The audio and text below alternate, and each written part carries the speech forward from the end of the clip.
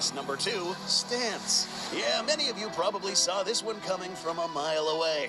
There's a pretty good reason no biped ever looked at all much like Primatus rex. What works for a kaiju may not work for a normal animal. Mixing and matching the traits of a dinosaur and a primate in this fashion took away from the best of both worlds. Let's quickly recap how both of these move around. Bipedal primates like gibbons and humans are able to walk upright, giving them the ability to quickly turn around and change direction because there is no tail in the way. The hips are wide and short, keeping the upper body directly above the center of gravity at the pelvis and stomach. Walking on the whole foot is called a plantigrade stance, giving us, and gibbons, better stability because the heel is touching the ground to act as a backstop and pivot. This is why even apes like chimps and gorillas, who usually knuckle walk on all fours, will be stable while running and fight in bipedal stance. Apes can do this much better than tailed monkeys that have their center of gravity shifted around. Seems like Primatus is already racking up some issues. But what else does the Monkey King resemble? Theropods. Let's take a quick minute to study those. Theropods were obligate bipeds that had everything virtually the other way around.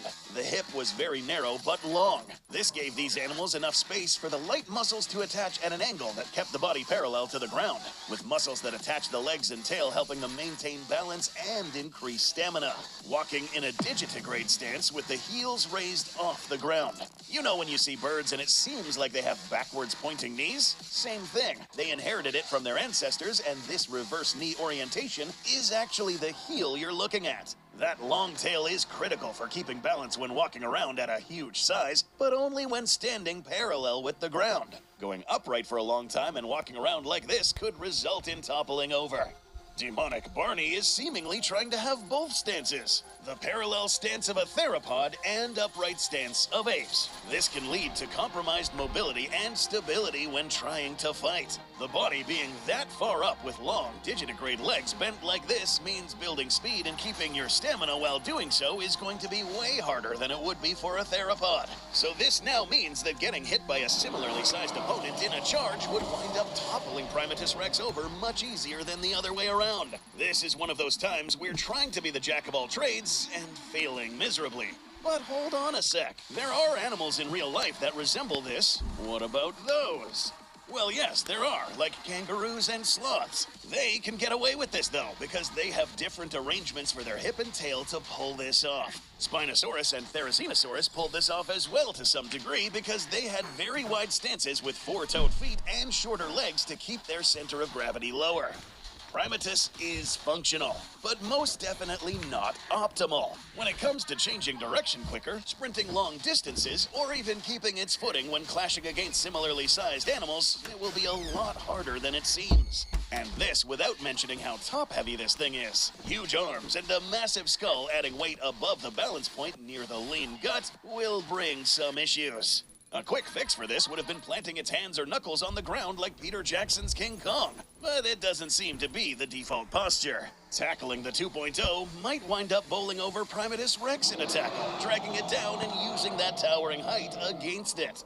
In the video featuring Primatus rex and him bullying the original Indominus rex, there seems to be no mention of one special weapon the 2.0 possesses. No, this isn't the sharpened metal pole the internet seems to bring up every time, which would now, by the way, prove troublesome to an unstable front-heavy Primatus. We are talking about venom.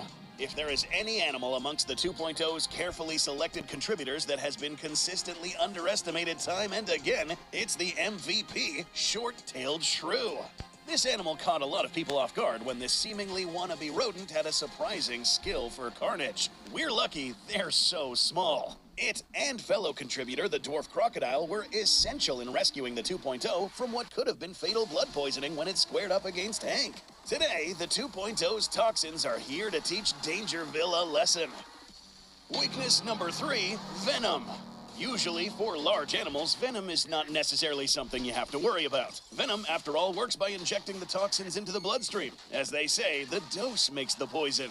The more venom there is in relation to the volume of blood in the animal, the greater the chance the venom can do its job. This is why the amount of venom that could kill a mouse within moments might make a horse dizzy and barely even register to an elephant. The murder monkey showcased in Dangerville's video that bullies the Indom also, in that it's in a different size class, but nowhere big enough to snuff off the effects of the 2.0's venom, and the amount applied. Let's take a look at what would happen when the 2.0 manages to take a bite off the now unstable abomination. But hold up. We really need to address this, especially since every ability in the hybrid should be backed up by some genetic contributor. In Dangerville's video, it was mentioned that this thing has a bolstered immune system, but no mention of what exactly contributed to it. Even Hank had most of its abilities backed up by animals. But let's pretend and give Primatus a free pass that it does somehow have this said improved immune system. Well, it might go a bit better if it was fighting a venomous snake, but it's fighting the 2.0 with the venom application method of the shrew, which is very different. Unlike snakes, who are very careful with the limited stamina they have for bursts of action, shrews are about as hyperactive and voracious as an animal can get, continuously biting and thrashing, and the venomous saliva makes this all worse. Continuous doses of venom to the bloodstream isn't something the body will take lightly. Say this immune system does manage to fend off the first dose, it might start having issues with the second, third, fourth, and so on.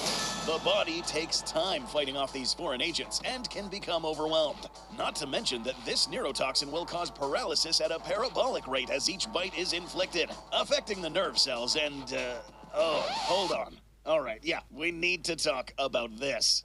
Primatus comes wobbling into the battlefield with enlarged brain tissue that allegedly gives it psychic powers. It might be protected from outside attacks by Primatus's foresight to cover its blind spots and a force field, which in the realm of reality wouldn't exist, but here goes yet another free pass. Primatus can keep its force field ability, cause one good bite and it's out of commission.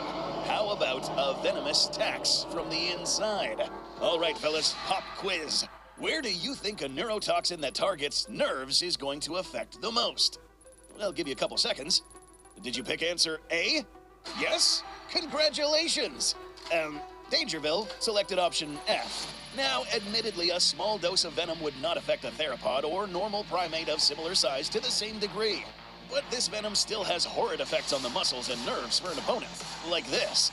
In this case, however, this superfluous amount of brain tissue ended up giving Primatus a bigger weakness to this. And because neurons still have to act like neurons to transmit information between the cells regardless of what you are, otherwise you couldn't even move, this means the more bites Primatus incurs, the more its mind and body are going to stop working. And, well, as we already covered, the evil monkey is shrink-wrapped in tightly fixed skin around the muscles with very little padding underneath, making it bleed quicker and giving more opportunities for this venom to leak with every bite. The fur could deflect some of it, but anything on the bare parts like arms, chest, neck, face, and that uncanny tail would prove catastrophic. And if that happens, well, its fate might even get more grisly if the Primate King loses the fight. Shrews and their fellow venomous cousins like moles will sometimes store their prey alive to eat them fresh later once they go catatonic. For the kids watching, this is the act of storing the bodies of prey, still alive but paralyzed, to then eat fresh later. A hallmark attribute of the 2.0 is that it does resemble the shrew's hunting methodology.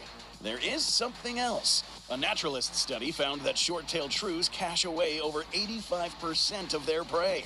In many cases, the 2.0 would wind up killing prey on the spot. But if its prey locks up and goes catatonic, that being paralyzed but still alive, those instincts might kick in. And 2.0 could drag and store the monkey somewhere to eat for lunch later. Now, to the point made in Dangerville's video.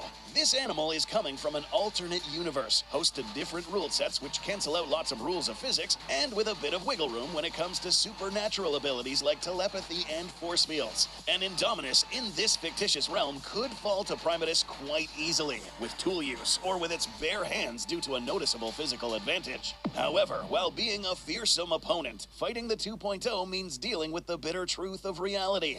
And here in the realm of realism, Primatus gets an F and is worthy to stand side by side with those in the Hall of Shame. So, here's an offer we are going to throw at Dangerville, who just randomly threw their hat inside the wrong ring. The seat is empty and is eagerly waiting for those hairy ass cheeks to make contact. If you refuse, then we got something prepared.